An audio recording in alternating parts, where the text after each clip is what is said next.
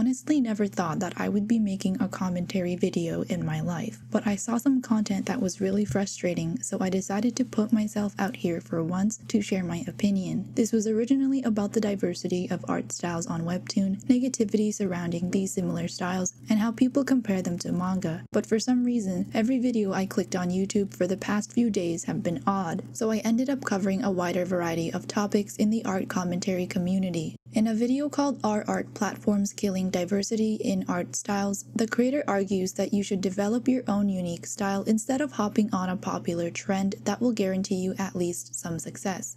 If you draw exactly like this, this, this, and this on Webtoon, or like this, or this on Instagram, you'll be at least slightly successful. And if on Webtoon you add some half-decent storytelling to that drawing style, or something slightly original to it, I can almost guarantee that you'll make it at least above 10k subscribers. But then let's turn our heads to art like this, this, this, or this. So what separates these creators from the other ones I just showed you first? You might say their art style is unique, it's different, it stands out. Is that even true though? Does drawing like this almost guarantee you success? I was always under the impression that readers like semi-realistic styles more. But am I wrong on that?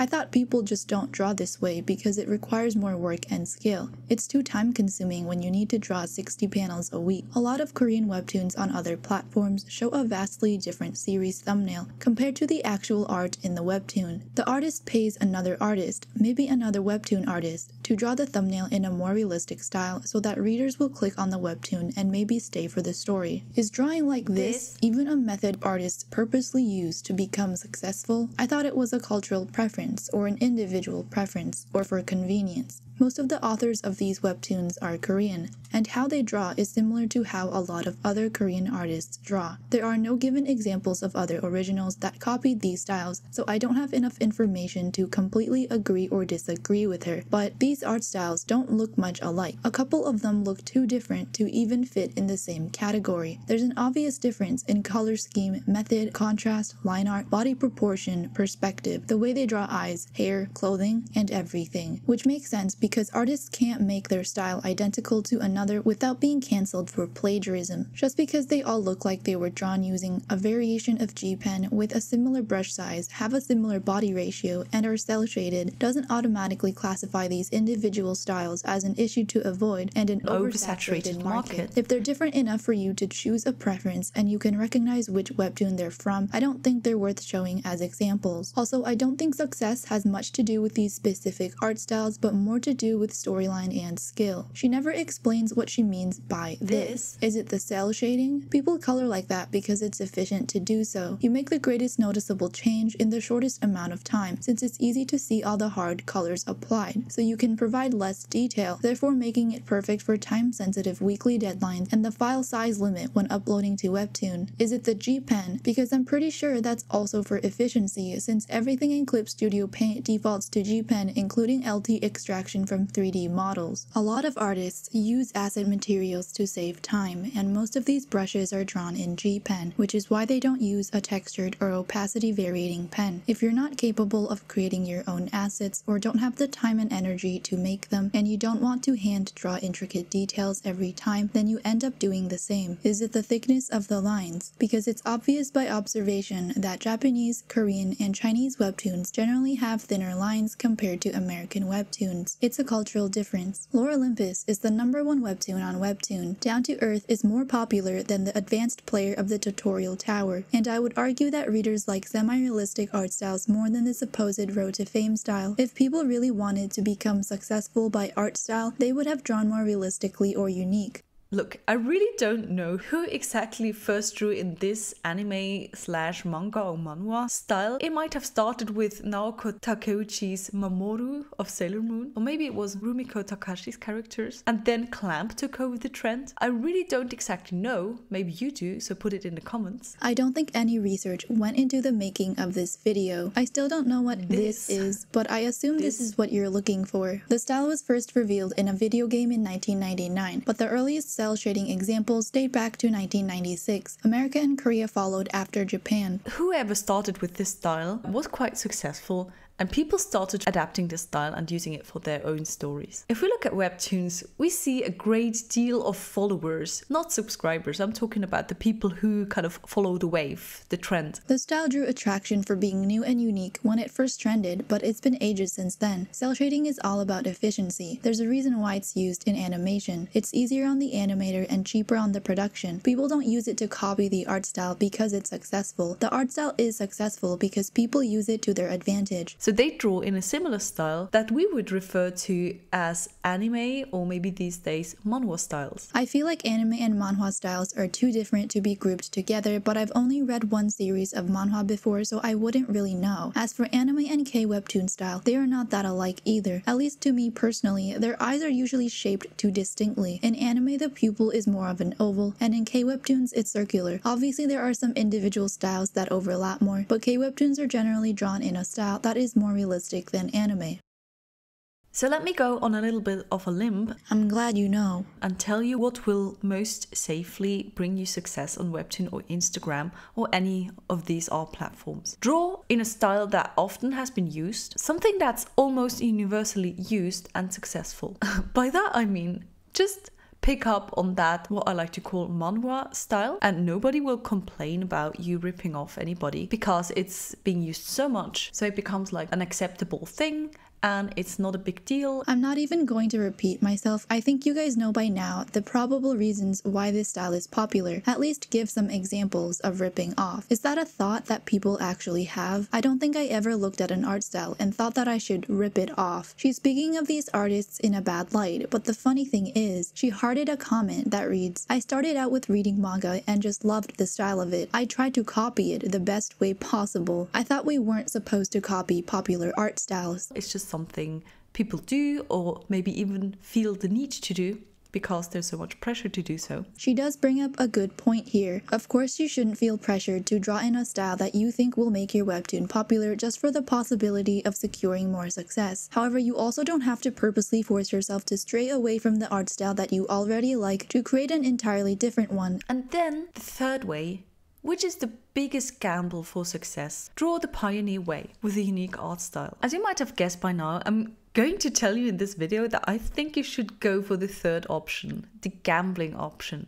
And not for the reason that it might bring you the biggest share of the market or the most success, but also for the reasons that, in my opinion, it will be the most fulfilling way to be an artist for you and also the most educational one. Look, I'm not telling you to choose experimenting with your art style above doing something that's safely bringing you success. It's okay to start cooking according to a very simple recipe. A lot of people who give advice on becoming successful on art platforms say you should maybe draw a comic in an overly used style with a mundane plot. It's the fastest and safest way to gain a following. This is so hard to listen to. In what world would that get you a following? I'm sure there were some other underlying factors involved. But I can almost guarantee you that at some point, this will no longer make you happy or will no longer bring you satisfaction. Maybe even already when you're in the middle of drawing that comic. And in order to not get stuck on a plateau, you'll kind of have to tread on uncharted territory, at least a little bit, in order to make some progress. She repeats herself so many times, I had to cut out a lot of irrelevant dialogue. If you hear abrupt cuts though, most of them are hers in the original audio. And yes, in an oversaturated market like those art platforms are, it's easier to get to the top if you draw in a way that people are used to. Unfortunately, like that, we're suffocating innovation and diversity. And the only motherfuckers who could end that vicious cycles are those who manage and control those platforms or art schools. But these people at the end of the day are nothing but entrepreneurs who want to make profit, and mostly they don't take risks in form of lifting up a pioneer to the top. This is a problem. I'm not sure if you guys see the problem here. I do. The platforms become more and more homogeneous, and there are like certain art styles that are deemed so right that People don't dare to experiment that much anymore. They're probably not right for the reason you think they are. But now imagine what would happen if more of us suddenly dared to develop our very own unique way of drawing things. I bet a lot of amazing, never seen before art styles would surface. No art style is entirely unique. They're all inspired by other art styles, including this one on the screen. Heavily influenced by The Last Airbender and Legend of Korra. I'm heavily inspired by Studio Fortiche. As long as you don't blatantly plagiarize and you admit that you were influenced by certain things, just like she did, I think you can draw in whatever style you want. Okay, I'm done. All I'm trying to say here is... You just said you were done. She goes on for several more minutes. If you're tired of drawing like a lot of other people, you'd surely enjoy some art exploring adventure. I agree with the exploring art part, although I suggest you do that even before you're tired of drawing like others. It's ironic because she thinks art platforms are limiting style diversity, but the way you explore art is by going on these platforms and seeing other people's art. Unless you're an art god who uses no creative style references, or you draw realism, which is what I used to do. I just need to say, for my situation at the moment, I'm kind of stuck between the two things. I'm trying to be a bit more of a pioneer, but I'm still quite a lot a follower. You mean you wrote this whole script telling us what we should be doing when you're not even doing it yourself? What is this video? I mean, go off, but you can at least set an example. When I started drawing my series, the current version, you can see the art style is more webtoon oriented and also heavily influenced by The Last Airbender and Legend of Korra, I'll admit. And now at the moment it's more on the realism side, and as you might have guessed, I'm heavily inspired by Studio Fortiche, and that's why I'm somewhere in between. But at least at the moment I'm finally drawing in a way that really makes sense to me and that really appeals to me. That's great. I love that for you. At least you're doing that. And while finding your own art style, it's absolutely legit to adapt some things from your favorite artists. But not if your favorite artist draws like other artists. Then you shouldn't copy them. That's what we learned earlier. Find someone else to copy if that is the case. I think people should focus more on the drawing process instead of the outcome, what's used to create the drawing instead of the style it becomes, because you'll learn more and make more progress that way. The style will follow along, since each brush is better suited for a certain way of drawing. If you start by finding a brush you really enjoy, your style direction will automatically narrow down. It can be further narrowed down by the genre or vibe. Here's what I mean. I had to find a brush to use for each story I wrote, so I tried experimenting with all the appropriate brushes I had, and once you do that, you either find one that suits the vibe of the piece or realize you need to search for the exact type of brush you now know to look for in the asset store if nothing looks right. For example, I can't draw like this with any other brush besides darker pencil. It just wouldn't have the same vibe, and every time I had a certain brush in mind, I was proven wrong by the application. I realized a softer brush would suit a dark story, whereas a thin textured brush would suit a light-hearted one. I also noticed that it looks off to me personally when the line art is textured and the coloring method is not. So I try to unify everything. I'm finally drawing in a way that really makes sense to me and that really appeals to me. So make your art style a mixture of what you like. These two sentences we just heard should have been the whole video. Draw in a way that makes sense to you and appeals to you, and make your art style a mixture of what you like. The only useful information in this 20-minute video. Why did you say this after you said you were done? All this time she insisted if you draw like this, you'll become successful. That's why she's not doing it. But you should make your own unique art style instead, because the first method is basic, and in the last 20 seconds she's like, but also do what I'm doing, which is a mixture of these two. Every art style is a mixture of those two. Great video. You're just drawing a comic according to some art style that you really like, which is completely okay.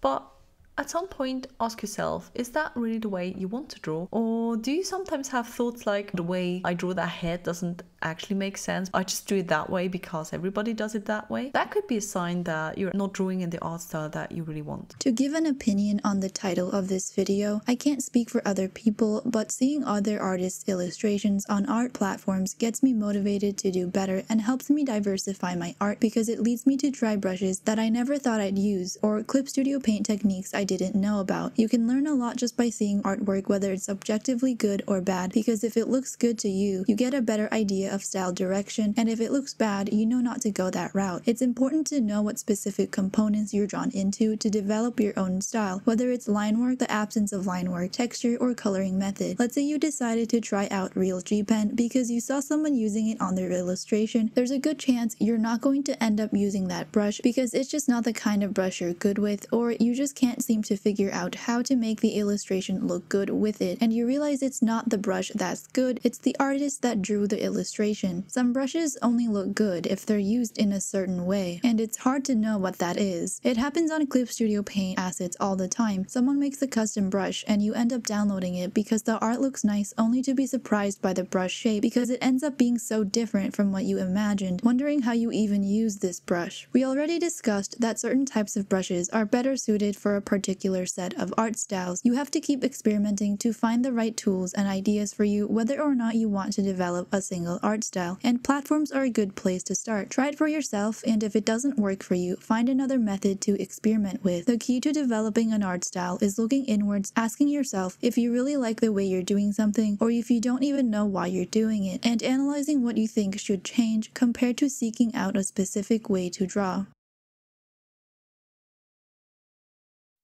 Her comment section is much worse than her video content and is the reason I got annoyed enough to make this video in the first place. This comment is a disaster, so let's read it.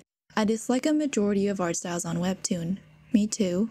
I feel like on the original and canvas side of things, there's this feeling of rushing through your art.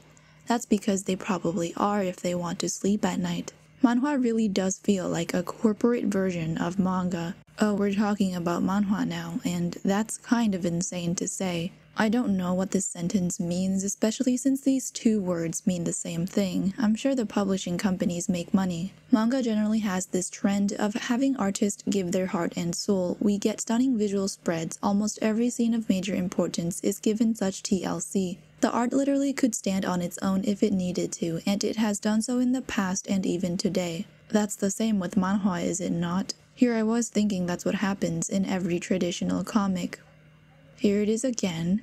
Manhwa feels like a corporate, borderline Americanized variation of manga. It doesn't feel like its own thing, but rather a style capitalizing on something that works, but without that soul and love in its artistry. Is that not a crazy statement? To just say comics from a specific country feels like the Americanized version of comics from another country. What does America have to do with all this? That's so random. How and why do you feel this way when you've only read webtoons from one platform, even that which you're new to? Yet you have formed enough of an opinion about specifically Korean webtoons to generalize all Korean comics, comparing them to traditional manga, as if you've also read traditional manhwa. I wonder if this person also feels like manhwa is an Americanized version of manga.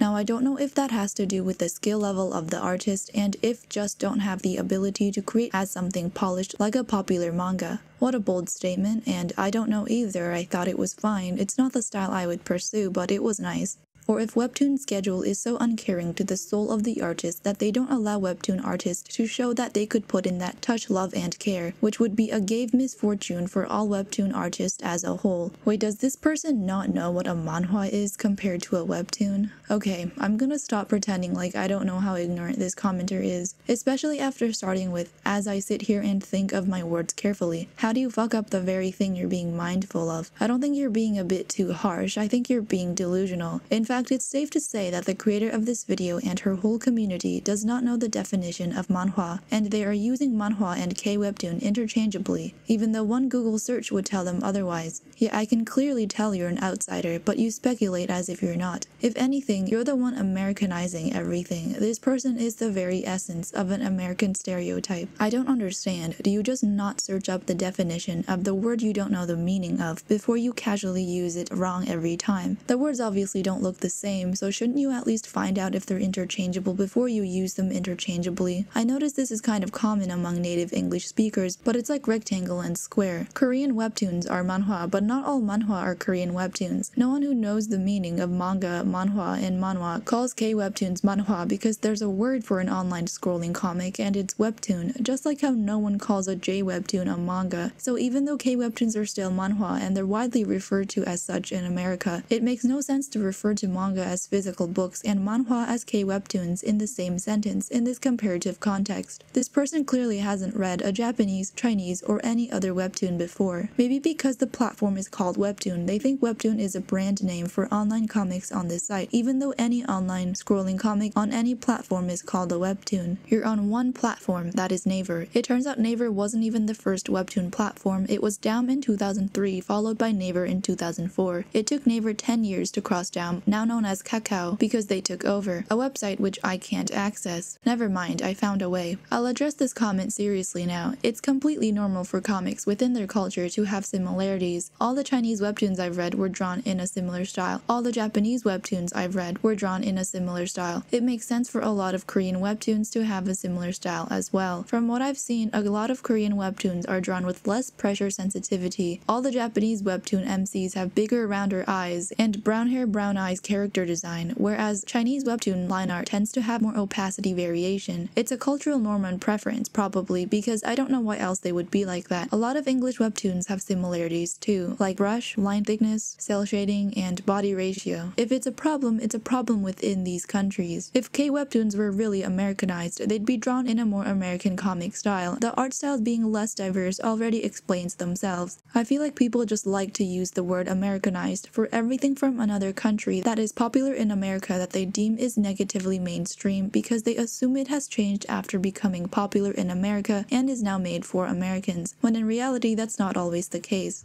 And in this context, K-Webtoons are not made to be put out overseas, they just end up that way. Naver Webtoon is the one connected to Webtoon, the one Korean webtoons are brought over from. K-Webtoon originals are just existing webtoons from the Korean platform translated over. I don't know how they choose which Naver webtoons to officially translate and publish on Webtoon. Only a few that I read got translated. Some take a lot longer than others for some reason, and it seems like they're planning to translate most webtoons on the Korean platform because a lot of the ones they already translated don't seem good enough to be brought over to a wider audience, which is this whole other problem because they're also publishing Canvas webtoons at the same time, so they're releasing too many webtoons on Webtoon. As far as I know, Lore Olympus is the only webtoon that crossed over to the Korean platform, so you'd think that translating would only have to do with popularity, but I don't think that's all there is to it. I think of these translated webtoons as a separate category because they were already published in Korea, sometimes long before they're published on Webtoon, so I don't agree that these originals set a precedent for the entire webtoon community. I didn't look through every original because there's too many, but 4 out of the 5 English originals on the top 10 rankings do not resemble the Korean original's art style. The top 3 are from this platform, so it's not like the webtoon audience particularly prefers K-Webtoons either, so I don't know why anyone would feel too pressured to draw in that style. The last few sentences don't make sense because following the precedent is the opposite of what this person wanted. For those who found their own look and style, I believe they done the right thing,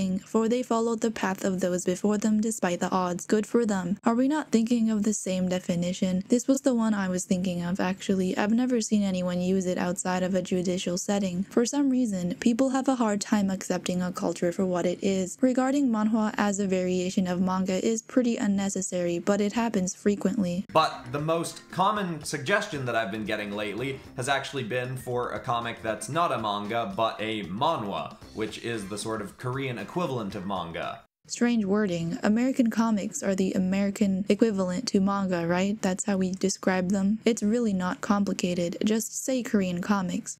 There's also a thing people do where they generalize all Asian comics as manga. I did not think I would come across this topic in a video about Andrew Tate. The $800 PhD we just talked about, and a full manga about Andrew Tate's life? Tales of Wudon. In a previous life, I lived 5,000 human years atop Wudon Mountain. I don't want to criticize it, but because it's relevant in this video, I'll point it out. I don't think that's manga. Not every series of Asian-looking illustrations is manga. I think the reason for this is partly because manga is the most well-known, so websites are not making any effort to tell readers otherwise. When you search up manhwa or manhwa, they're followed by manga, so it's comic, like Sahara Desert being desert. Just like how you don't say manga comics, you don't say manhwa comics and manhwa comics.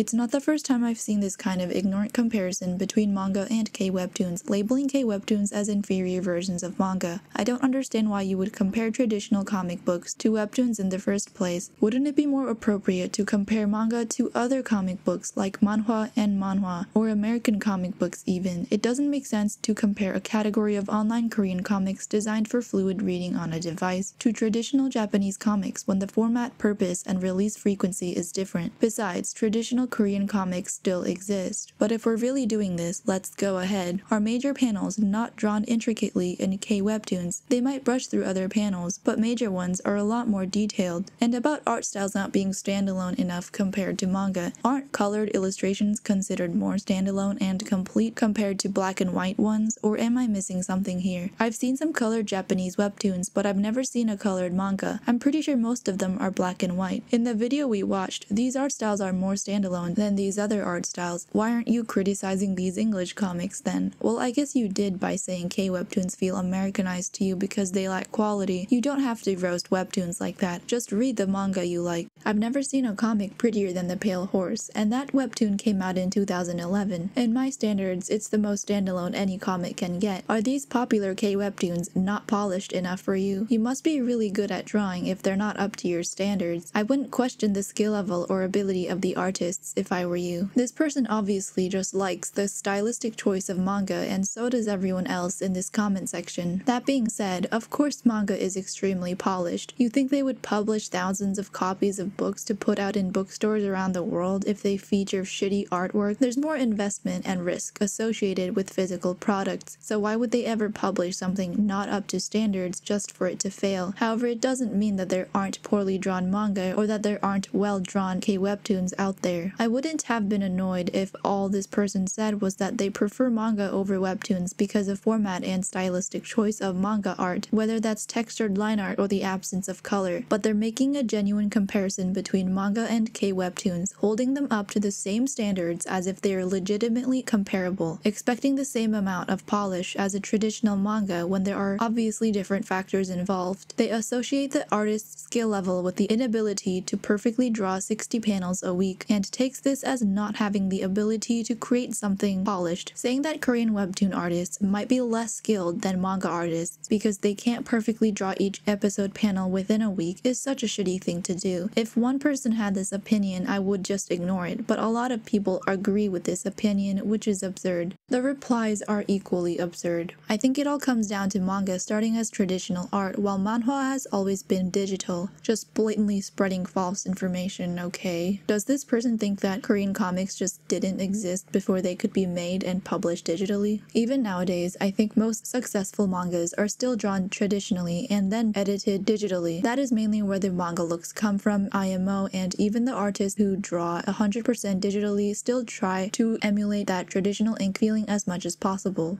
Kinda strange for the traditional aspect to be one of the reasons. Clip Studio Paint was popular for manga before it was popular for webtoons. Manga does the exact same thing. Barely anyone draws anything by hand nowadays. It's all about efficiency and convenience. The reason why comic artists use this program in the first place is for all the convenient features specifically intended to make comics. At the end product is a physical book, which means you have to design the entire thing page by page, which is completely different to manhwas, which are meant to be read on a phone screen. Completely untrue. Webtoons are meant to be read on a phone screen. Interesting. I had the same experience. When I started reading webtoon and webcomics in general, I never got this feeling I had with mangas. That makes sense. They are different after all. I didn't like that the drawings often felt rushed and without detail, sometimes almost lazy. Like you said, there was no love and passion in the panels. I know that webcomics are the future, but I still struggle with it. I miss the magic of mangas. You know you can still read manga. Read the translated Japanese comic books. It's not like they're not being published anymore. I can't even read the manhwa I want because they're only published in Korea.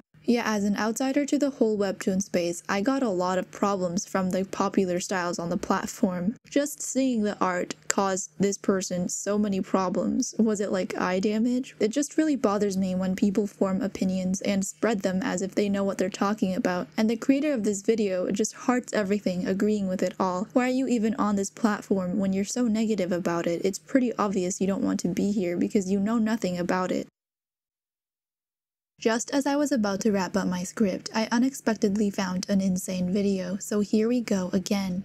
Alright boys, time for a quick lesson. In South Korea lies a massive media industry that is best described as the dollar store version of the Japanese media industry. What is going on? Why include this in your review of a specific romance webtoon? Whereas Japan is renowned for their birthing of the ever-influential anime industry, South Korea is renowned for their really bad K-dramas and K-romances that prey on the emotional instability and hormonal imbalances that their target demographic of stupid preteen girls with no understanding of relationships all have. Putting aside the blatantly racist comment comparing Japanese and Korean media is not renowned for bad dramas. That just doesn't make any sense. They're renowned for the good ones, and among all K-dramas, bad ones obviously exist, just like bad anime exists. Also, what's with the comparison between anime? They're completely different forms of media. You could have compared K-dramas to American shows or Chinese dramas, but you can't expect that much logic from him after listening to him talk for a minute. This drama he puts up on the screen came out 9 years ago, which is also how long ago I watched it, and even though I didn't watch all of it, I don't remember it being specifically targeted toward minors or having toxic romance tropes. According to a study of K-drama demographics, the majority of viewers are not stupid preteen girls. That's a term he uses constantly to refer to the target demographic of Korean entertainment. He doesn't explain himself either when he just throws out this insane generalization about the whole Korean media being inferior to Japanese media because he likes anime better than Korean dramas and webtoons. He rants about Korean media being crap and then webtoon being crap, and begins the actual review 2 minutes and 30 seconds after the video starts. Let's begin.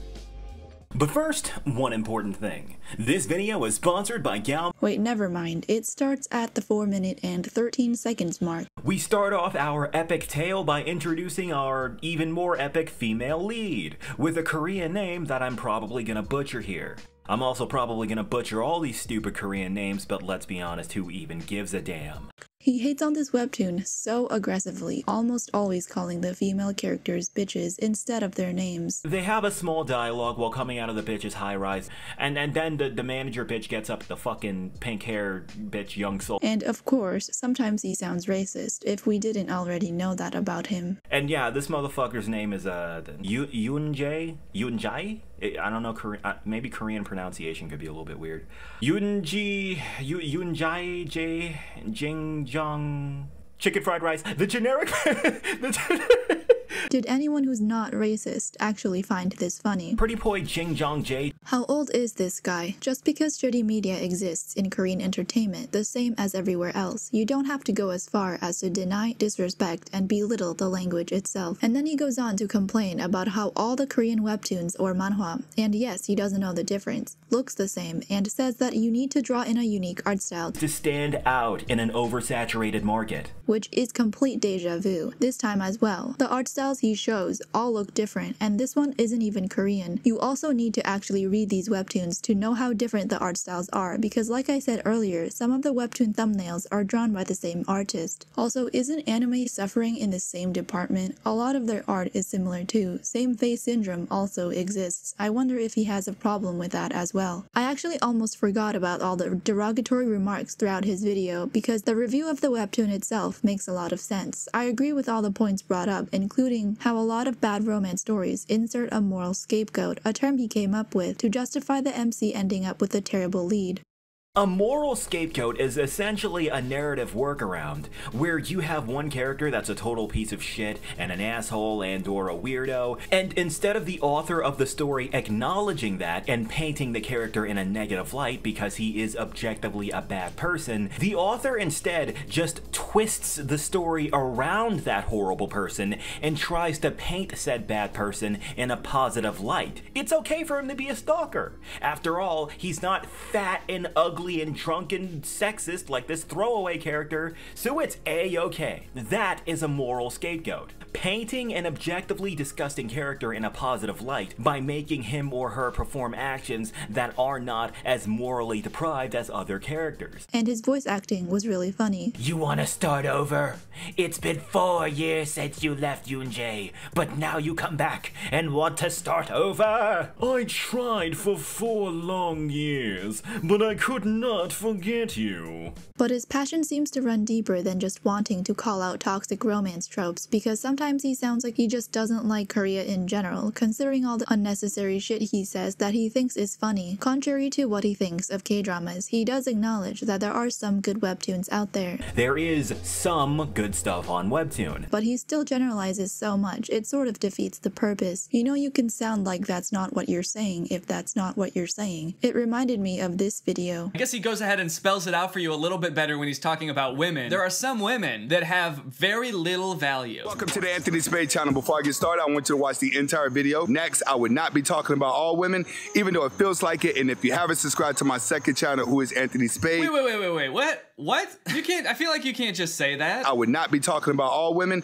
even though it feels like it. Why would it feel like you're talking about all women if you're not talking about all women? Can't you just change how you're talking about women then? To make it more specific to the women you are talking about? Like, he makes it so easy for people to take his words out of context and paint him as 100% racist, which is what happens a lot in the commentary community, but especially in the art commentary community, according to this 4-hour video that I stumbled upon. But I guess in his case, it's not much better in context. I actually found an example of someone doing just that, as in taking something out of context and making a whole video about it, when I clicked on a random video on the side. So here's an example of that. Anyways, just like the previous comments we looked at, some of these are also wild. There's a lot of complaints about body types, the consensus being, draw diverse body types, everyone's too perfect. Is this any better? I thought the problem he implied in the video was not about body type diversity in general, but making that one objectively gross, throwaway moral scapegoat character fat, old, and ugly compared to the rest of the characters, which is a completely valid point. If you chose to draw the same body types all throughout for convenience, then you should stick to it and not switch to a much less attractive body type, age, or appearance just this once to portray someone unpleasant. Obviously, it would be realistic to see diverse body types, but the artist should also have the freedom to design their characters however they want in their own webtoon without being pressured and receiving backlash for not including other body types, as if viewers should have the power to influence or control the artist's character design. You don't have to make them feel bad for not going the extra mile of learning how to draw different figures. And then there's this incomprehensible comment that he hearted, of course, because his whole thing is anime good, K-media bad. The comment reads, "The Korean entertainment is like what people who don't like anime think anime is," and you can tell what kind of audience he has by the amount of likes this comment has. If people don't like anime, that means they most likely have seen anime and that's why they don't like it. How do you logically hate on something that you only think is a certain way? What is the biggest misconception of anime? I thought the biggest turnoffs for people are the fan service, over-sexualization of women, gore, SA, and at least one psychotic character in every anime, which is true, not for all anime of course, but a lot of them, and I don't really think any of that applies to the Korean entertainment industry. They have other problems. Everyone I ever talked to who watched anime before or still does now agree with the list of turnoffs. They either like the fan service or watch for all the other stuff that is good. If someone who hasn't grown up watching anime sees the wrong kind of anime the first time, they wouldn't really want to try another one. I've heard people say they started watching Attack on Titan but couldn't because it was too frightening. They have no intention of trying another anime. A lot of my friends hate SAO, while I really enjoyed it and loved Gun Gale Online even more. The reason for them disliking both seasons being the psychotic characters and uncomfortable SA scenes associated with them. Whereas even though I skipped those scenes because they were disgusting, obviously, I still liked the better parts of the story. You kind of have to tolerate some things in anime to enjoy them, like most things in life. I remember being very shocked by the sudden gore in most of the anime I watched because I never read the synopsis, so I went from Clanad and Angel Beats to seeing two friends of the MC I thought were going to meet him for an adventure brutally murdered in the very house he was temporarily staying at, and my favorite character getting decapitated, her head stuck on a pole and her body fed to a dog. Those details might not be exact because it's been so long since I watched Akame ga Kill, but the deaths were terrifying, and Attack on Titan after that was a horrifying culture shock on another level, that didn't make it any better. I still stayed up all night binging the seasons because it took them so long to release the second season I forgot what happened in the first, but I didn't enjoy the anime as in had fun watching it because it was so intense. I don't think I even liked it. There were no attachable characters for me personally because they kill off all the characters like flies, and even the ones that stuck around long enough for me to like ended up dying too, which was just sad. I watched it for the other parts of the story, such as Titan lore. The action of course is amazing too. If people don't like anime, it's probably just not the right kind of media for them. Don't blame that or associate that with something else unrelated. It's stupid to even compare anime to webtoons. Anime is a much bigger project, not done by a single individual. Isn't it hard for anime to not be successful? Correct me if I'm wrong, but a lot of, if not most, popular anime are based on traditional manga. Manga which we already established to have a higher quality rate for reasons we also already discussed. They're usually anticipated by the fanbase they already have from the already popular manga series, so the quality has already been proven before they're made into anime. The complaint I hear the most from these fans is that the anime did not follow the manga exactly and changed some parts of the story that made it worse, which is why I don't read the manga because I want to like the anime for what it is and not find myself stressing how good it could have been. That of course does not mean there aren't shitty anime out there. There are shitty anime, shitty manga, shitty webtoons, and shitty K-dramas out there. Anime also has romance tropes, toxic relationships, and other problems. Let's not be hypocritical. That being said, I am surprised by how much the K-Webtoon industry has changed throughout the years, with the sudden littering of the historical romance fantasy webtoons set in Europe that all have very similar storylines, webtoon after webtoon. It was surprising to see because there were barely any genres like this in the past, except for The Pale Horse on Down. Naver didn't have anything like it either until Your Throne. Both webtoons are worth reading in my opinion. They're not like these newer ones. I'm pretty sure this newer cookie-cutter trend started on other platforms, and I didn't think they would start adapting it too. In fact, I thought the trend would stop after a while, but surprisingly, it is unfortunately still going. I don't get the high-quality industry standard vibe I used to get from the top webtoon platforms anymore. These historical romance webtoons require a lot of assets, I guess, because of the intricate patterns and uniforms, so they all use the same assets by Dopamine and others, which is why they overlap. That itself is not a problem. The assets exist to help you draw faster. Why wouldn't you use them when they're there to make your life easier? This kind artist uploaded so many creations for other artists to freely use. The problem is when you can clearly tell the webtoon artist used assets because they don't blend in with the rest of the work. The thing about assets is they're very detailed, so if you're not already drawing in an equally detailed and similar art style, they stand out, which I'm guessing is the reason why it's difficult to variate. That being said, there are assets that are overused, and if you spend a lot of time browsing the assets store for fun, like I do, you would notice them either way. I think it's important to find a good balance between using assets by others and drawing them yourself. The storyline that bothers me the most is when the female lead ends up with the guy that killed her in her past life, and I'm not talking about the villainous stories, so the female lead didn't do anything wrong, but she likes him again because the male lead changed and is being nice to her now, which is just plain dumb. All this is teaching us is that she was the problem all along. The only reason why he changed is because she changed. It's very frustrating to read, and when I realize it will happen, I drop the webtoon right away. What I'm trying to say is, you can criticize something without reaching for an ambiguous, illogical comparison. Okay, that's it. I only made this video to spread awareness, not to start drama or anything with my non-existent influence on the internet. Maybe do some research before forming opinions and spreading them. If you are ignorant about an issue and you don't care enough to search it up, don't share your unreliable information with the rest of the world, misinforming others or gaining validation from like-minded people who unfortunately have the same opinion, because that kind of validation is harmful to the culture. Also, please stop comparing Korean entertainment and Japanese entertainment in a way that doesn't make any sense. All the clips played or shown in this video are linked below if you want to check these channels out. Thank you for watching. I hope you enjoyed listening to me rant, or that it was just as painful as me making it. Goodbye.